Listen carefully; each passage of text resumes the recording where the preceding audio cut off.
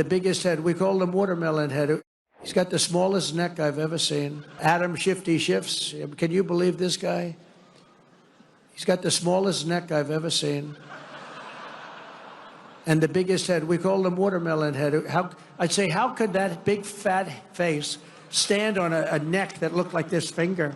How can it? It was the weirdest thing. It's a mystery. Nobody can understand it.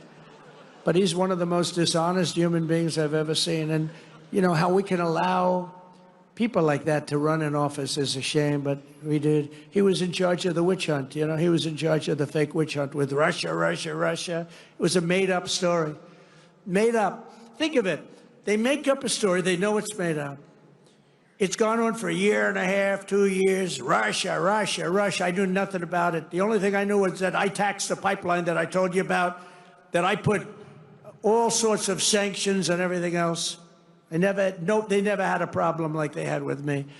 But it was Russia, constant, as a method of, what they did is that was the complaint about why she lost an election, because crooked Hillary was expected to win the election. But they didn't see what we saw. We saw the biggest crowds in history gathering, only superseded by the crowds we just had.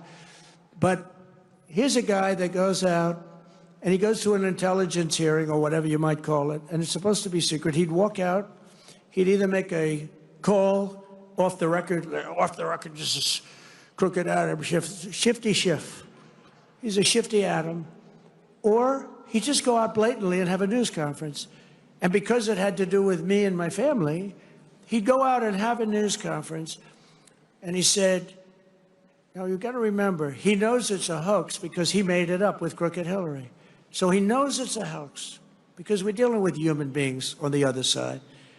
He'd say, Donald Trump Jr., the son of the President of the United States, will spend many years in prison because of what he's done with Russia.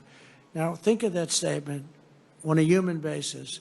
I have a son, a young son, who is being told that he's going for prison on something he doesn't even know what they're talking about. He said, Dad, I don't know what's going on. They keep talking about I'm involved with Russia.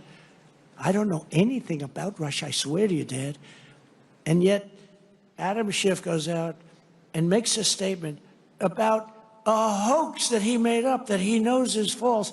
How bad a human being do you have to be?